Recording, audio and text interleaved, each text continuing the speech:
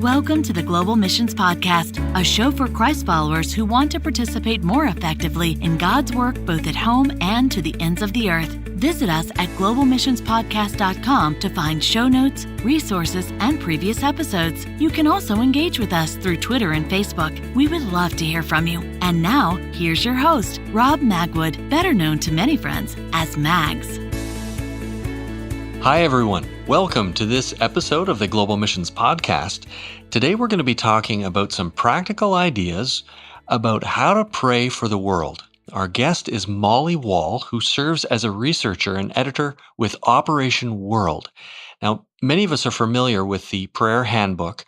It is widely regarded as the definitive guide to praying for the world, and it's available now in other formats that she's going to talk to us about. She joined the team there in 2009 and is based just outside of London in the UK. Molly, welcome to the program. Thank you. It's really my pleasure to be with you all.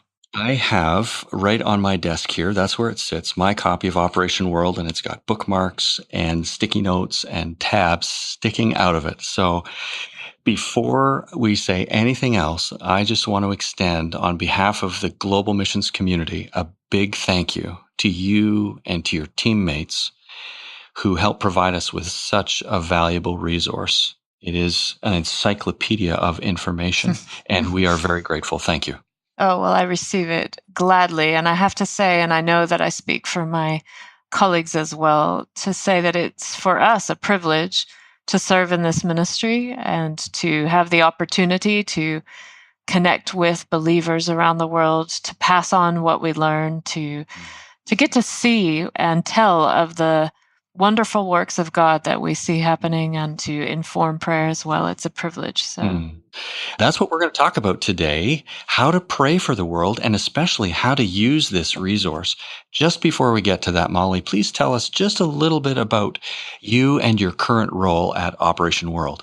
People often imagine that when they hear of Operation World or some of our other fellow research ministries, that we're this big office with banks of computers and loads of researchers typing away all day and ticker tapes of news flowing in. But in reality, we're a handful of missionaries from various organizations, usually huddled up in a little corner office that we can find on some campus somewhere and making the do with what we have and enjoying the work, but it is very different than what people imagine. And that to say, my role is co-director, as you said, but I really do just about everything, just as everyone on the team does. So it's all over the place. Research and writing and editing and making the coffee and washing up the dishes as well.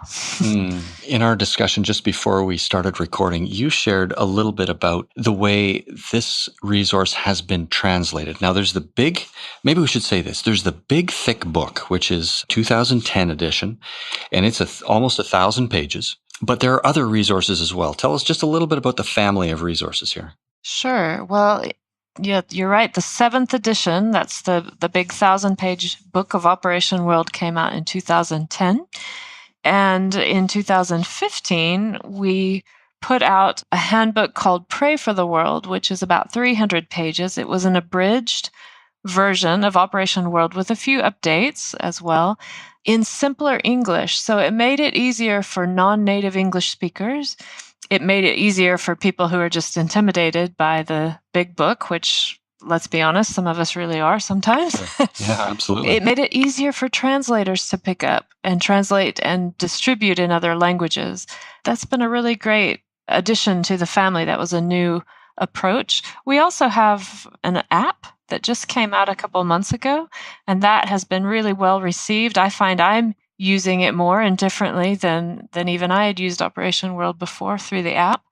I was just saying, you can get that on your phone. If you're listening, you can get it on the phone, and it'll send you an update on a daily basis for a country of the world. This morning popped up the Philippines, and you can even indicate there, if you choose, that you're praying, and you can see that others are praying too. It kind of gave me a little running tally, Molly, of how many people are praying at that point. Yeah, it really does bring home the fact that this is not just a resource, it is a movement of people praying all around the world for the world. You also alluded to translators. Tell us a little bit about that. Yeah, well, Operation World across all 7 editions or all 50 years has been translated into a number of languages. But this Pray for the World resource we've seen taken up in at least 10 languages. And it's been really exciting. I think what we've seen is reflective of what we are seeing in terms of global Christianity and where the church is growing and where mission movements are growing and prayer movements are growing, because the languages weren't just the usual French or German that have been used before for translations. We've seen translations being taken up in Indonesian, in Chinese, in Portuguese and Spanish, but also in Arabic, in Amharic, in Hindi, in Urdu, in Russian, Korean. So some of the places where the last 10, 20, 30 years have seen mission movements really taking off are some of the places that are grabbing up Operation World, translating it, and getting it into the hands of the praying Christians there, which is really exciting. It's great news. Great news. Well, as we talk about praying for the world today, let's just begin with this idea, going before our Father. Why is it so important, Molly, that Christ followers pray for the world? Yeah, this is a question that Jason and I have been talking about even just this afternoon. It's a big one with lots of answers, so I'm going to do my best to fit in a few of them. I think perhaps the most basic answer in some ways is that it's something that Jesus commands us to do, that we find in Scripture. And so it's an act of obedience in that sense. We're to pray for the kingdom to come on earth as it is in heaven. We're to pray to the Lord of the harvest to send out workers into the harvest. And you can find multiple verses throughout Scripture that have us being told what to pray for, and that relating to praying for the world. So I think fundamentally that's one of the key reasons. But I might add a second one, and that's the role of prayer in unifying the church. I think we are a very fragmented church globally. Think of all the different denominations we have in our database, or even in your own community, depending on where you are. And I think often coming together to pray for a nation or to pray for the world is somewhere we can set aside some of our other differences and unify in prayer across denominations, across ethnic groups, across language groups. That's why we've got the translations going. And the church can come together today, pray for the Philippines, unify our voice, our heart, and our mind, and ask for God to do what He wants to do on earth in the Philippines, and be interceding together for that nation. So I think that's a key piece. And I guess the one you can't leave out then is because we believe it changes the world. We believe that when we pray, somehow God chooses to include that in His work in the world. And so we believe that prayer will make a difference. If we prayed every prayer in Operation World, what would the world be like? Wars would cease, justice would come, the church would be equipped and thriving. And so it's an exciting vision we're praying towards, with hope, with passion, with fervency, and with excitement. And I guess somewhere in those mix of reasons, as well as many others, is the answer to why. Why do we do this? Well, we want to get to some practical ideas for our listeners about how to use this. And the way Molly and I prepared for this, we said we want to talk about the way individuals can use this resource, the way families can use the resource, and the way churches can use it. So we're going to focus on the handbook. You've already mentioned that there's the big handbook. There is Pray for the World, which is an abridged version, and there's the app. Let's talk a little bit about individual Christ followers. During day-to-day lives, how we can pray for the nations. What are some practical ways that we can use this to pray for the world? Sure, I think that's a great question. And I think there are 2 key ways to go about it. One is what you've already mentioned, which is the ability to pray through the world in a year. And that just gives you a day-to-day, or you're going to miss a few days, we all are, but get right back on track and join in with thousands of believers around the world praying through the world in a year. And there are several key ways to connect with that. It may be that the book is your thing and you want to read a full article or even just pull out a point or two as part of your daily devotion. We know some people keep Operation World right next to their Bible, sort of like you said, on your desk, and just have it as part of their daily quiet time or routine. But not everybody's going to do it that way. We do post a prayer point of the day on Facebook. So if you're getting most of your information that way, you can do it there. If you would rather have a little quick fact or prompt several times throughout the day, we've got that coming through on our Twitter account. You can follow us there. I think for myself personally, it's been the app that has, setting a daily notification, and you can set it for weekly or twice a week or whatever. It doesn't have to be daily, but I've set it for daily. And so it just comes up, gives me a prompt to a prayer point. That's been working well for me. I set it at a time a day I can take a quick break and say a prayer. It's good. Well, just let me say about the app here, because you're talking about it, that I've really appreciated the app also. And it gives you a little map of the country, like the Philippines up on my phone right now, major cities there. There are prayer requests, both what the Lord has been doing and looking forward, as well as statistics about the country. It's a really tidy and concise, and I just recommend that listeners go and have a look at this. It's a super little app. I'm on the iOS, but I assume it's on Android too. Yep, both. Sorry for interrupting. No worries. Shout out for the app. That's great. Yeah, it has. We've heard from a lot of people that works. But, not everybody is using smartphones yet or has used it and gone back, which is perfectly fine. If email is the way people connect, there is a way to sign up for a daily email through our website that it just sends you a link and you go to a page with some information. Some people will be familiar with Prayercast. Have you heard of that ministry? Yes. Right. So they're producing, some of their videos are on the Operation World website, but not all. And on their website, they're producing a video for each country, usually with somebody from that country narrating the video as a prayer for their nation. And it's a wonderful way to, they're less than 3 minutes usually, pray along with the person from that country for that country while you're watching scenes from the nation. And so that's a great way to connect if you prefer something visual. That's all the Pray Through the World calendar way to approach it. Another way people approach it is more on as countries come up. As you hear about somebody who's about to travel to Uzbekistan, for example, maybe you want to pull out the resource and read about that nation and pray about it and pray for the person going there. Or maybe you keep it where you get your news. And as a country comes up in the news, you want to read a little bit more about not just the current events, but the spiritual context and climate and how to pray into that, pull it open and pray for that country. And we've heard of people coming at it that way as well. The last one I might just throw in is that we do have a map, or we do recommend using maps. Now, to be honest, that's because we're researchers and we just think maps are really cool and exciting. Good. But there is an Operation World map, or just grab a map, and you'd be amazed sometimes what you can learn if you just look at a map a little bit, or even just the physical putting a hand on a country and praying for it, or gives you a sense of the countries around it and things you might know of those countries. It just opens a different door. And if it's a map that has physical geography, that gives you some more clues about the country and the people what they're living in. And our Operation World Map actually has information on it as well. So then you've got more to pray into that way. But that's kind of a unique or a different way. And I'll talk more about that maybe when we talk about families. But sure. And super. Well, in just a minute, we are going to ask Molly to share with some ideas about how families and churches can pray for the world together. Just before we get to that, we're going to take a short break and share with you about an organization that may be helpful to you and your church.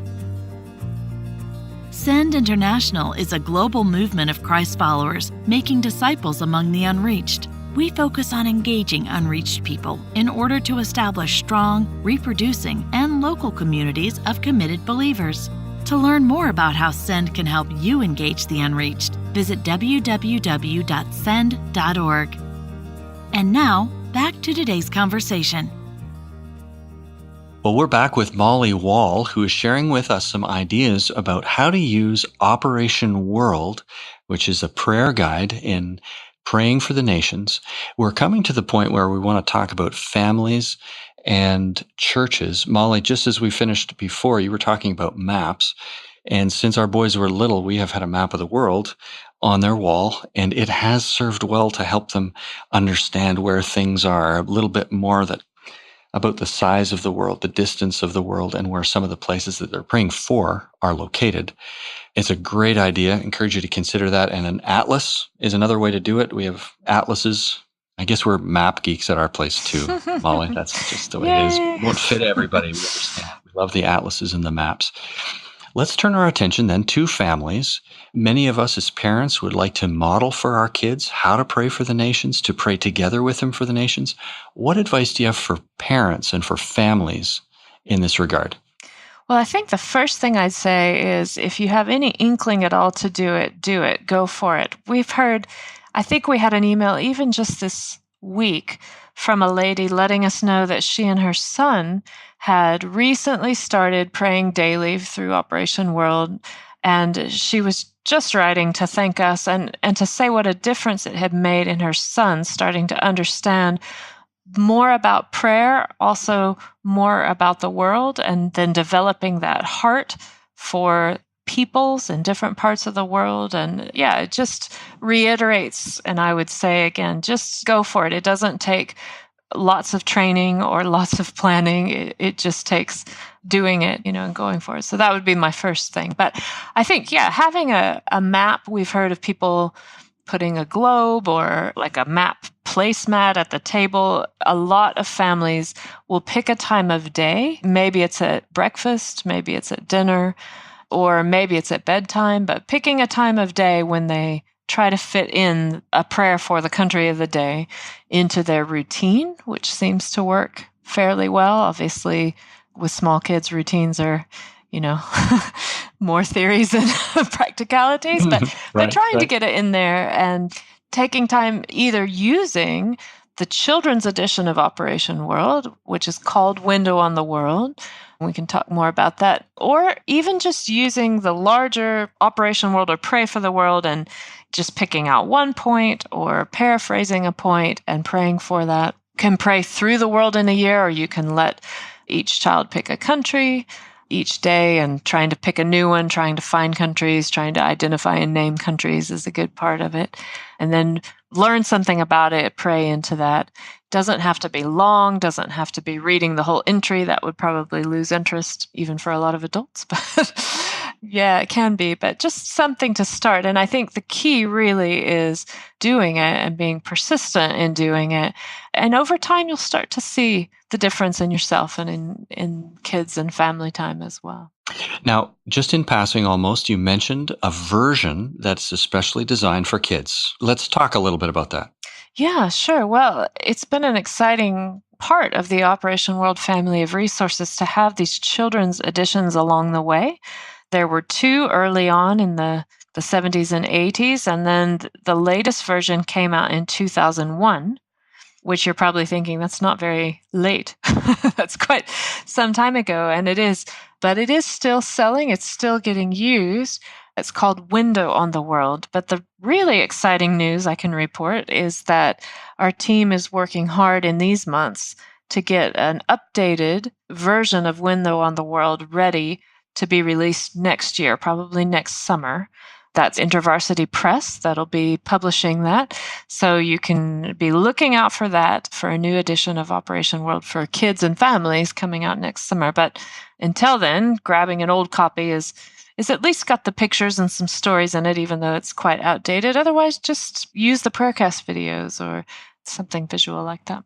Molly, many of our listeners are involved in mission through their church. We certainly hope that's the case and want to build that up. Some are serving on missions committees. They may serve on a pastoral team even, but many are parishioners and faithful Christ followers who want to help their church pray for the world. What are some of the ways that these folks can help their churches pray for the nations using this resource? Excellent question. And we're asking the same question. We do have some answers, but we're also looking for answers. We're looking to hear from churches who have tried different things or who will be willing to try some different things and let us know how it works, what would be helpful. So feel free to get in touch if your church would be up for something like that. There are a number of ways to go at it. Certainly, different small groups or home groups can easily work in the country of the day to whenever they're meeting together. Working it into church services seems very doable.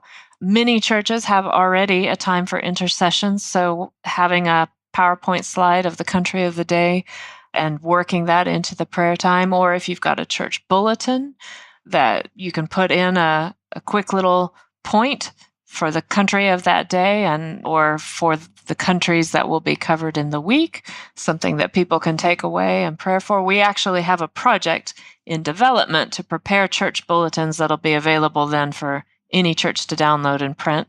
That'll be Operation World content, but it's not quite ready yet, but it's coming soon. Mm-hmm. It's a great idea. I think what we're eager to see is how can churches work praying for the nations, praying for the world into the daily and weekly and monthly rhythms of the church. And that's all into the children's programs, into the young adults or young people's programs, youth groups, student groups, into the home groups, into Sunday school classes where that is happening, and into the church services. And so how can it just be a normal part of what church groups do when they already meet? Rather than starting whole new programs, how can you breathe it into and work it into what you already have going? Because it doesn't have to be something big and new. So we're eager to see that developed, as well as adding prayer events or houses of prayer for the nations if a church wants to run that or collaborate with other churches in the community to run some kind of prayer room for the nations that's going all the time that people can come to. It's a great idea. All super life groups, big groups, weekly meetings. And Molly, you've given us a bunch of ideas. I wonder if you just, out of all the churches, the groups that you've heard from, I wonder if there's a story that you could tell us about how something has changed for the good because of the way they've used Operation World. Right, a church group. Well, I think the first one that comes to mind, to be honest, is one you might have heard of. If you've heard of the book Radical by David Platt, we know that one of the challenges in Radical, I think there are 5 things you're meant to do in the Radical experiment, and one of them is pray through the world in a year using Operation World. And he got his church at the time, which is in the Brook Hills. Yep, the American South somewhere. Is it Alabama or Birmingham? Okay, yeah. To do that as a church. And we know because then that happened right around the time that Operation World came out. So loads of people that had never used Operation World before suddenly were going through this radical experiment. And so they were posting on blogs about their experience and writing about it. And we just read story after story after story of families or individuals saying, I've started doing this. I've never done anything like this. I never had any idea what all was going on around the world. You don't get this on the news. You don't really even get this in church. Where has this resource been? How have I been missing this my whole Christian walk? Or this is really changing my perspective. I find my understanding of God is starting to change and how he works and where he's working. And so that was the time after time after time input we were getting from people who were following this radical experience as part of that church. And yeah, it was quite exciting to see. That's just one of many stories. Sure. Well, we'll need to wind down. We're just touching on the high points here. But if you could speak to a group of people who, listening to this podcast, say, you know what, I really need to start. I need to begin to pray for the world. What advice would you have for them? Yeah, I think I would say 2 things. One, just get started and start small. You don't go out and run a marathon having done no training at all. You start, with your couch to 5K program or whatever you've got going. And so start with the app, just 1 point a day, or pull 1 point out of the book, start small, but start. I think the second thing I would say is be persistent.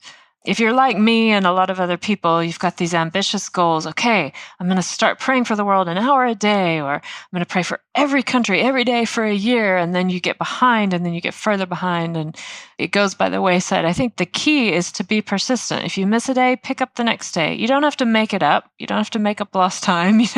Just pick up, do another point, do another day. Start building that muscle. I think we sometimes forget that prayer is something that has to be developed, just like any other spiritual discipline.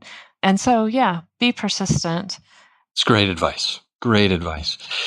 Well, our regular listeners will know this, but we prepare show notes for every episode of the Global Missions Podcast. This is no exception. And so if you've heard Molly mention anything along the way, it will be in the show notes. But let me ask again, Molly, are there any resources that you would like to mention in particular?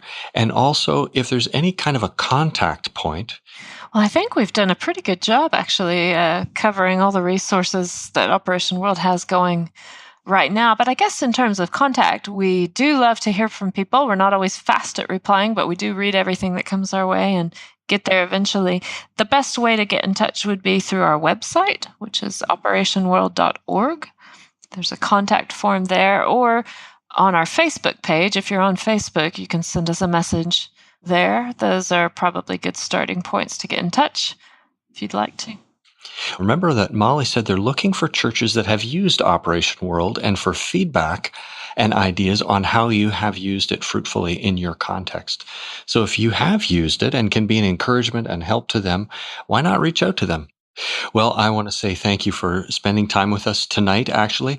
Interesting. Molly's sitting in London or near London, England. I'm sitting near London, Ontario. So it's the two Londons today working together.